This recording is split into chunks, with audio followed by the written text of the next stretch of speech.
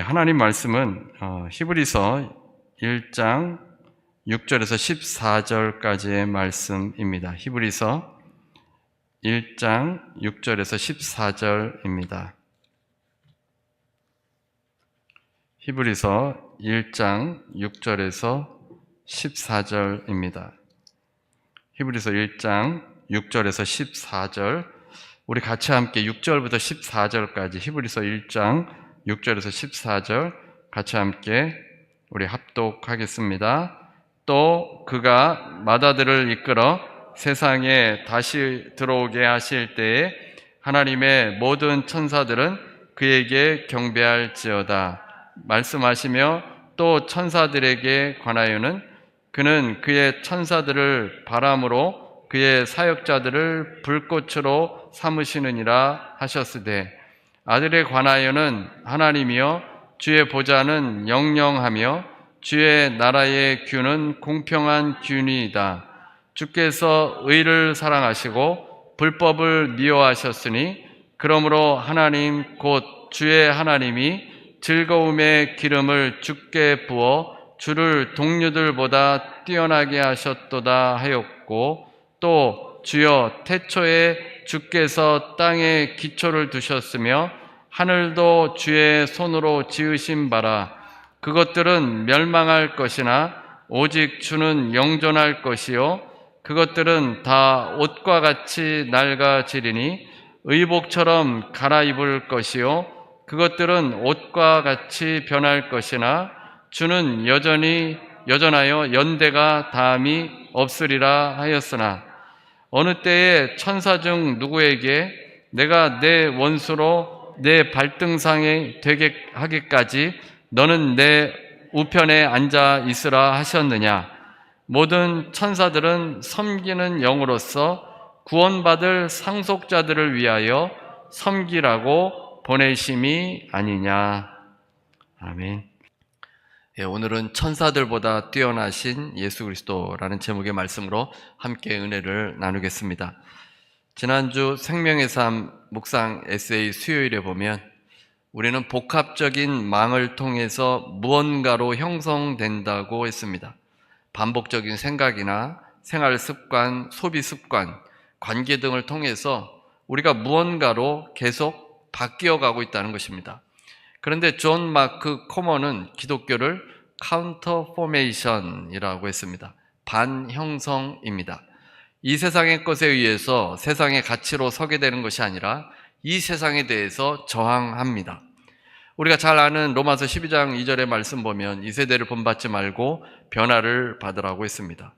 이 세대, 이 세상을 본받지 말라는 것입니다.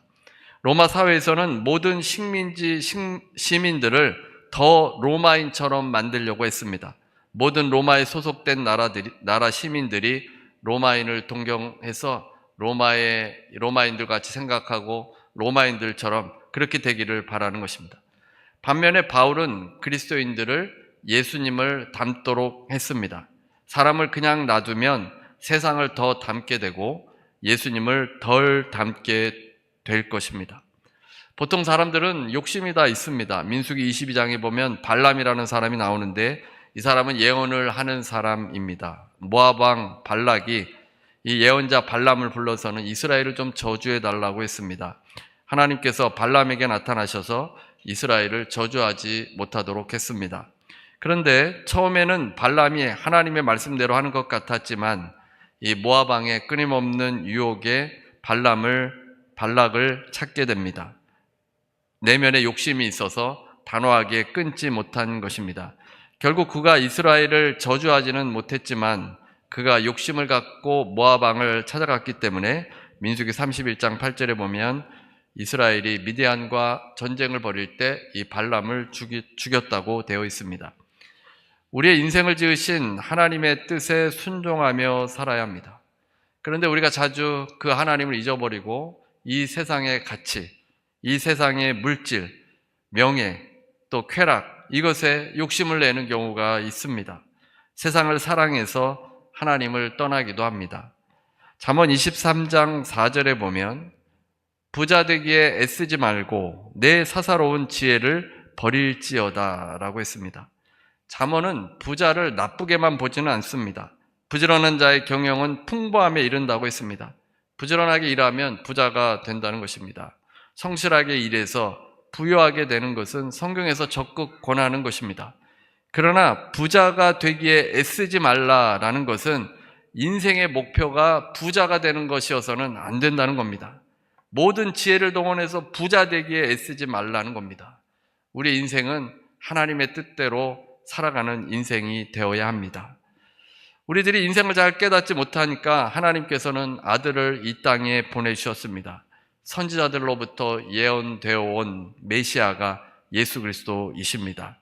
이제 그 주님을 믿고 세상의 가치를 따라 살아가는 것이 아니라 그 가치에서 돌아서도록 해 주신 것입니다. 그런데 유대인 크리스찬들이 이방인들과 함께 살면서 하나님께서 준비해 두신 예수님을 믿고 따라야 하는데 그 사실을 잘 받아들이지 못했습니다. 충분하지 못하다고 생각해서 다시 유대교로 돌아가는 사람들도 있었습니다. 율법이 얼마나 소중한 것입니까? 하나님께서 이스라엘에게만 주신 것입니다. 그 율법을 다시 꺼내 들고 정결의식을 다시 행하는 모습으로 돌아가 버린 것입니다. 많은 유대인들이 생각하는 것처럼 율법은 고정된 것이 아닙니다. 율법은 하나님의 준비의 일부입니다. 율법은 궁극적인 메시아, 아들이 오셔서 완성해 주실 것을 말해 주는 것입니다. 예수께서 모든 것을 완성해 주셨습니다.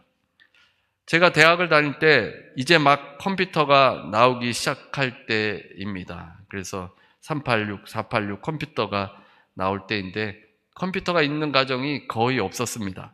그래서 손으로 레포트를 쓰기도 했고, 조금 잘 사는 사람들은 뭐 다른 이제 타작이나 워드 프로세서라는 작은 기계로 해서 레포트를 내기도 했습니다.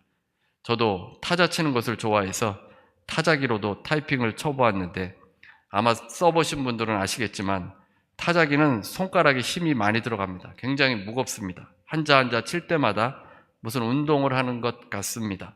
오래 치면 굉장히 피곤합니다. 저희 학생 때는 워드 프로세서라는 것도 있었습니다. 혹시 기억이 나실지 모르겠습니다. 이름도 되게 조금 어색한데 전자타자기입니다. 간단한 수정과 출력이 가능합니다. 그래서 그것을 좀 구입하고 싶었는데 친구들은 기다렸다가 컴퓨터를 사야 한다고 했습니다. 컴퓨터가 나오면 워드 프로세서가 하는 일은 물론이고 수많은 일을 할 수 있다는 겁니다.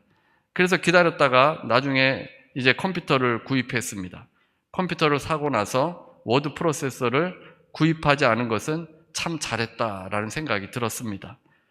이 워드 프로세서가 휴대성은 있지만 레포트를 쓰기에는 제한적인 것이 많습니다. 지금 전자타자기인 이 워드 프로세서는 파는 것도 없고 아마 기억 속에서 다 사라져 버렸을 겁니다. 구시대의 유물입니다.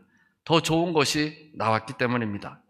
컴퓨터에서는 타자 치는 것도 간편하고 문서 작업과 PC 통신 등 여러 가지 일들을 해낼 수 있습니다.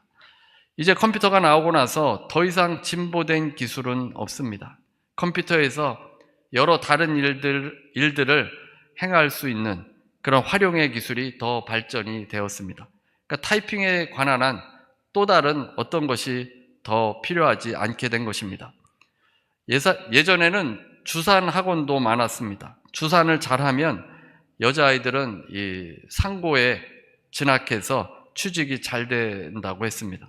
그래서 어릴 때 또 뭐 지능 개발에도 좋다 그래서 주산 학원들이 이 동네에 많이 있었습니다.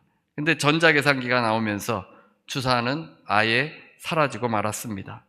전자계산기보다 더 발전된 것은 나오지 않아서 전자계산기를 그냥 사용합니다. 우리에게도 이전에 사용되던 것들이 점차 발전을 이루다가 그 어느 정도 완성된 형태가 나오게 되면 그것을 이제 활용하는 단계로 넘어가게 됩니다. 과거의 것을 붙드는 것처럼 어리석은 일은 없습니다. 새로운 것을 받아들이고 그것을 잘 활용하도록 해야 합니다. 유대교는 옛 언약입니다. 과거의 언약입니다. 구약 때의 예언입니다. 하나님께서 이스라엘 백성들과 언약을 맺으셨습니다.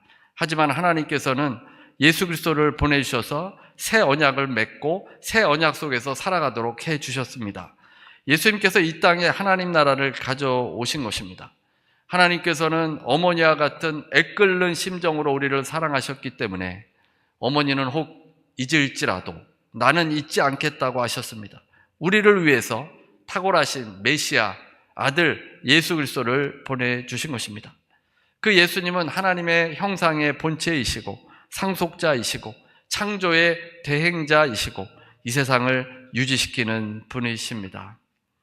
이제 오늘은 천사와 그리스도를 비교하고 있습니다. 천사와 아들 예수님을 비교하는 것 자체가 말이 되지 않는 것입니다.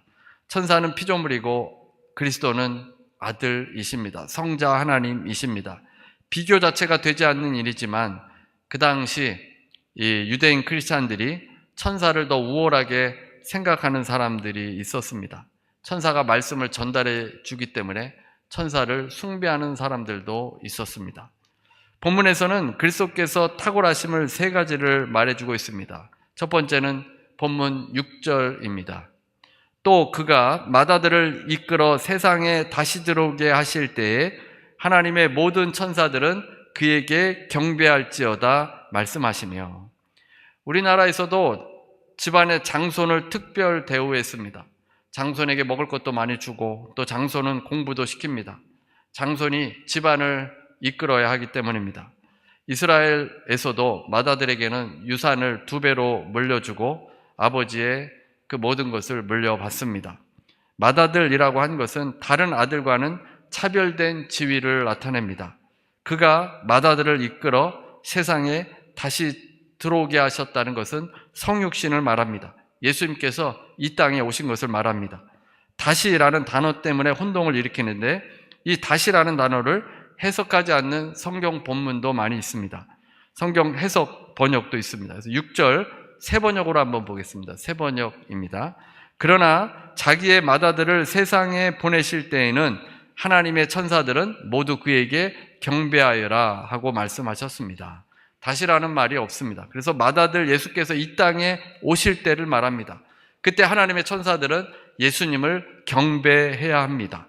천사는 예수님께 경배해야 되고 그리스도이신 예수님께서는 경배받으시는 분이십니다. 천사가 경배해야 할 탁월하신 분이십니다. 그 다음에 두 번째는 천사는 섬기는 존재일 뿐입니다. 7절입니다. 본문 7절. 또 천사들에 관하여는 그는 그의 천사들을 바람으로 그의 사역자들을 불꽃으로 삼으시느니라 하셨으되, 천사를 바람으로 불꽃으로 삼는다고 했습니다. 천사는 바람이나 불꽃과 같은 덧없는 자연현상과 동일시하고 있습니다. 천사들이 덧없는 존재는 아니며 천사는 섬기는 존재일 뿐입니다. 그 다음에 8절에서 9절까지는 시편 45편 6절 7절을 인용한 것인데 왕의 결혼을 배경으로 하고 있습니다. 8절과 9절에 이제 유사하게 나오는데 시편에서는 각절에서 하나님이여 하는 왕의 부름을 각절에 한 번씩 반복합니다. 히브리서는 이 두 구절을 통째로 가져와서 하나님이라는 이름 대신에 하나님의 아들이라고 적용을 합니다. 하나님의 아들은 하나님이라고 불릴 수 있는 특별한 왕이십니다. 그분은 최고의 왕이신 하나님 오른편에 앉으십니다. 그분은 정의를 사랑하고 불법을 미워하는 탁월한 왕의 자질을 드러내십니다. 아버지는 그에게 기름을 부어 동료들보다 뛰어나게 하셨습니다. 동료들보다 더 높은 존재가 되게 하셨습니다. 천사들도 그분의 동료라 할 수 있지만 그들과는 비교할 수 없는 높은 자리에 오르신 것입니다. 그리고 8절이 중요합니다. 8절을 보시겠습니다. 8절. 아들에 관하여는 하나님이여 주의 보좌는 영영하며 주의 나라의 규는 공평한 규이니이다. 하나님의 아들을 통해 세상이 만들어지고 그분에 의해 만물이 지탱된다는 고백입니다. 창조세계는 영원하지 않습니다. 창조자는 영원합니다. 이 세상은 옷처럼 낡아지며 소멸할 것이고 아들이 심판자가 되어서 이 땅은 의복처럼 갈아입게 됩니다. 그러나 주님은 한결같이 존재하시고 그분의 시간은 끝이 없습니다. 영원합니다. 그래서 영원하신 분이 하나님의 아들 예수 그리스도임을 말씀해 주고 있습니다. 그 다음에 이제 세 번째 질문을 합니다. 13절입니다. 어느 때에 천사 중 누구에게 내가 내 원수로 내 발등상이 되게 하기까지 너는 내 우편에 앉아 있으라 하셨느냐? 이 질문인데 그런 사람이 없다는 겁니다. 오직 하나님의 아들 예수 그리스도만 하나님 보좌 우편에 앉으시게 된 겁니다. 아들에게만 주신 특별한 말씀을 통해서 그분의 남다른 탁월함을 보여줍니다. 오른편에 앉았다는 것은 전권을 위임받았다는 것입니다. 그야말로 최고의 권위입니다.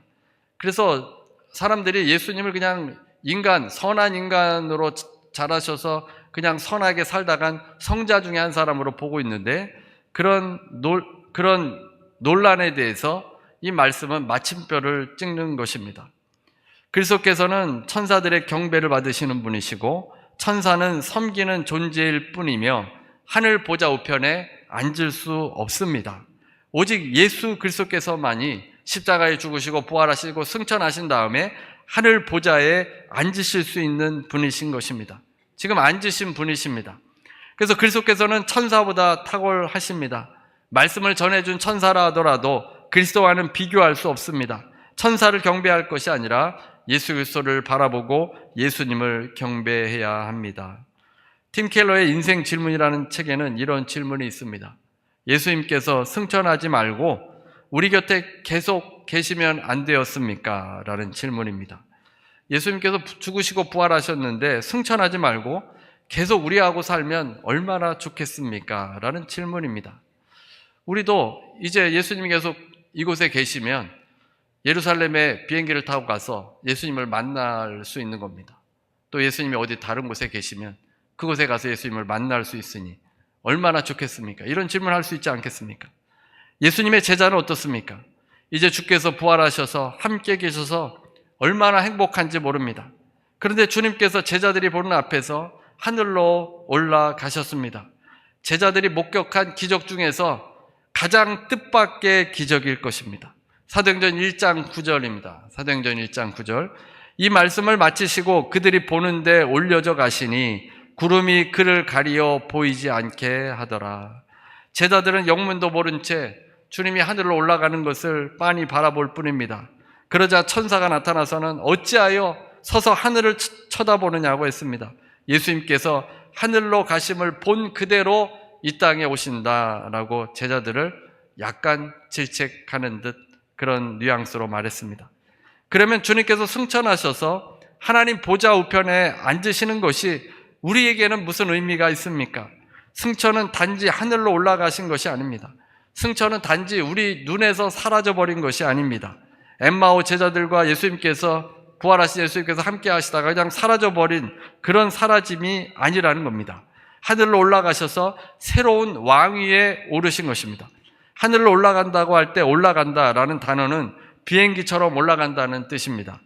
여기서 올라간다는 단어는 굉장히 웅장한 단어, 거창한 단어입니다.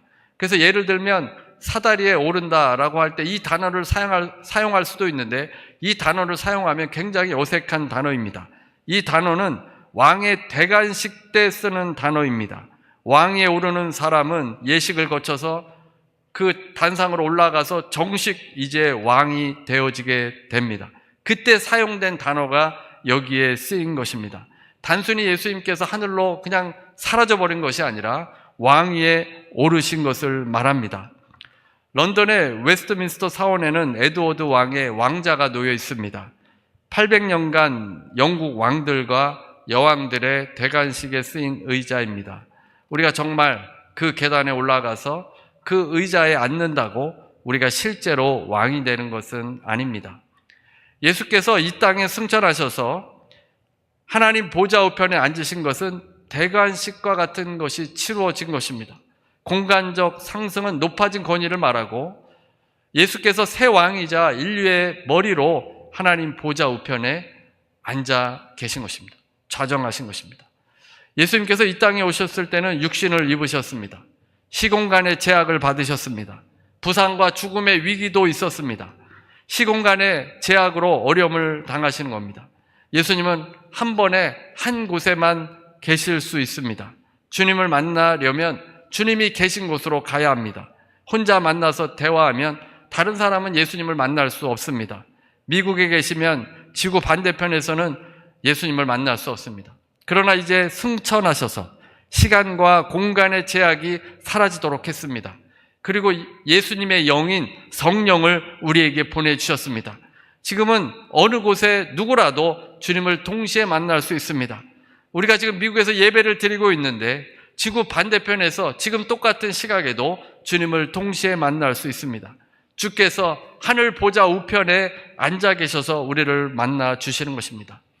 고대 시대에 왕의 우편에 앉는 사람은 왕의 총리와 같아서 왕권을 행사하며 통치했습니다. 아무나 왕의 우편에 앉을 수 있는 것이 아닙니다.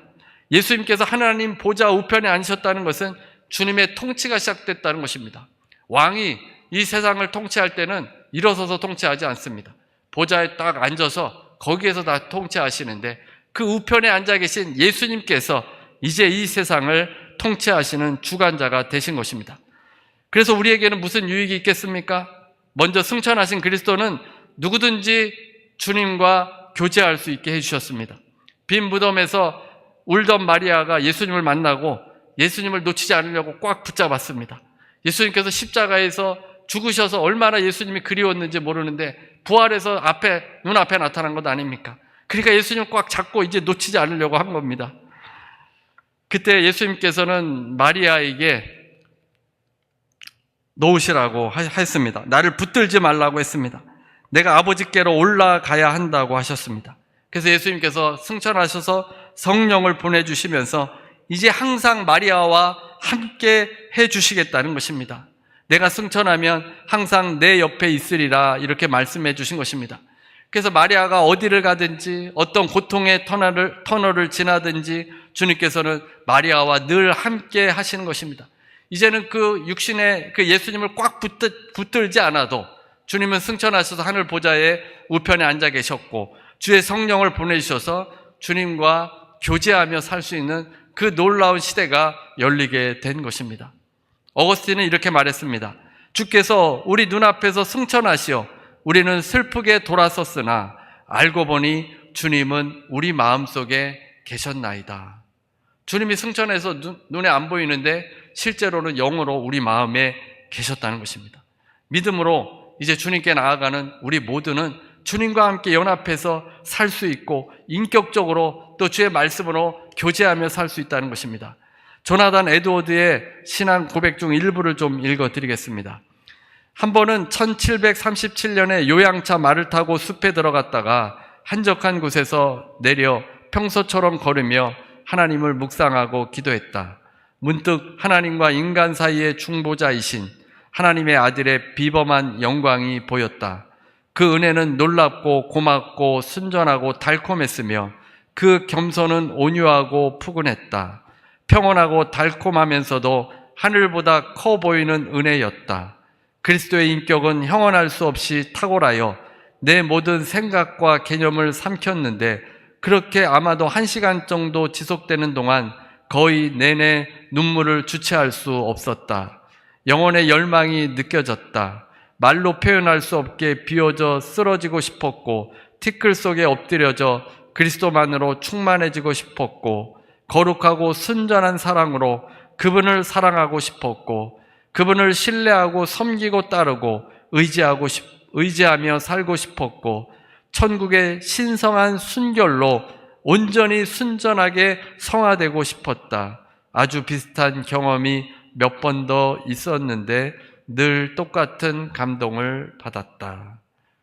조나단 에드워드가 이런 놀라운 경험을 했는데 우리는 보통 특별한 사람들만 이런 경험을 할 수 있지 않습니까? 라고 생각을 하는데 그렇지 않습니다. 주님께서 승천하셨기 때문에 예수 그리스도를 주로 믿는 누구든지 갈급한 심령 가운데 주님의 인재를 사모하고 주님을 구하며 기도할 때 하나님께서 우리 가운데 조나단 에드워드에게 나타나신 그 놀라운 성령의 역사가 우리 가운데도 임하게 되어집니다.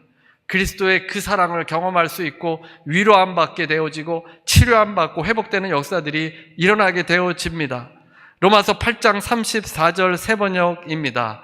그리스도 예수는 죽으셨지만 오히려 살아나셔서 하나님의 오른쪽에 계시며 우리를 위하여 대신 간구하여 주십니다.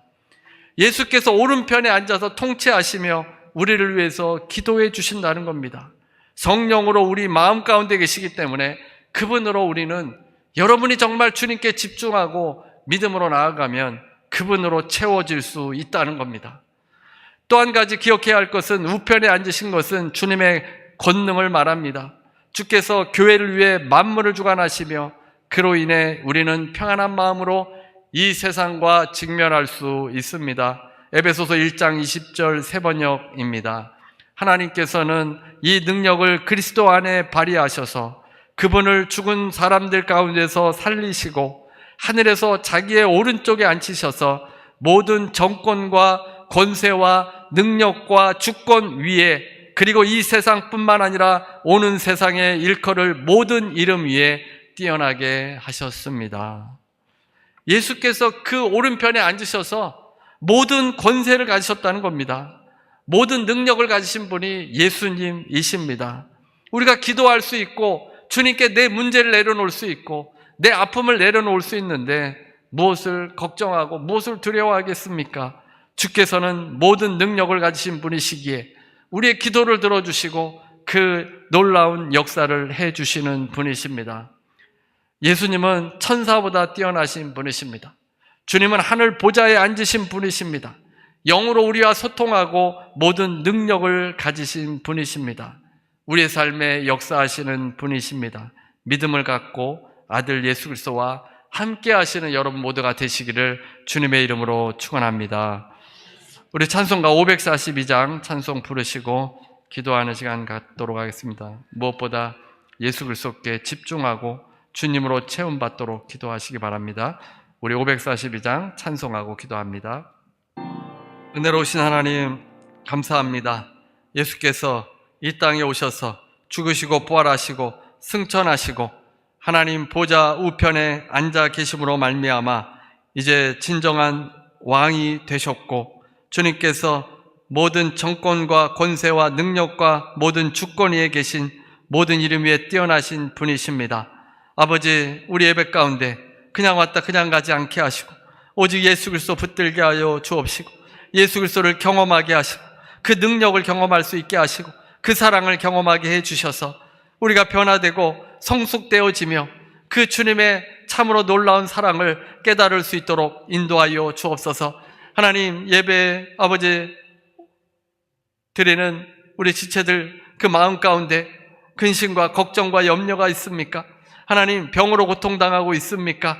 아버지, 모든 능력을 가지신 주님, 불가능을 가능케 하시는 주님, 아버지 이 시간에 만나주시고 아버지 치료하여 주시고 회복되게 하여 주셔서 아버지 모든 왕의 왕이신 그 주님만 붙들고 그 주님만 바라보며 영원한 생명을 소망하며 살아갈 수 있도록 주님 인도하여 주옵소서. 예수 이름으로 명하노니 모든 병만은 떠나갈지어다.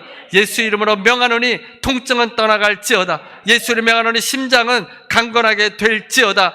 예수 이름으로 명하노니 불면증은 떠나갈지어다. 하나님 회복되게 하여 주시고 강건하게 해주시고 주님의 역사하심을 깨닫게 해주옵소서. 하나님, 우리의 경험과 지식과 지혜로 해결할 수 없는 문제가 있습니까? 다 주님 앞에 내려놓습니다. 아버지, 그 마음에 평강을 허락하여 주옵시고 합력하여 선으로 만들어 주시고 아버지께서 이 산을 들려 바다에 던지우라 하면 그대로 되겠다고 하신 말씀처럼 문제가 해결받게 해 주시옵소서.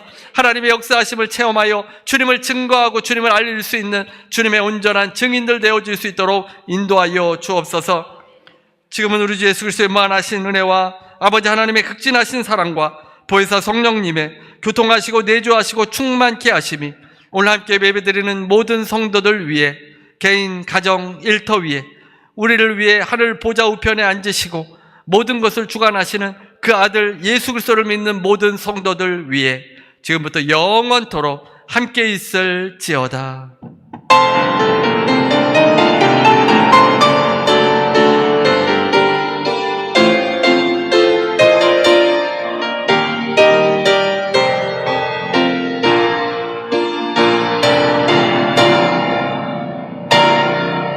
하나님께 감사의 박수 드리시겠습니다.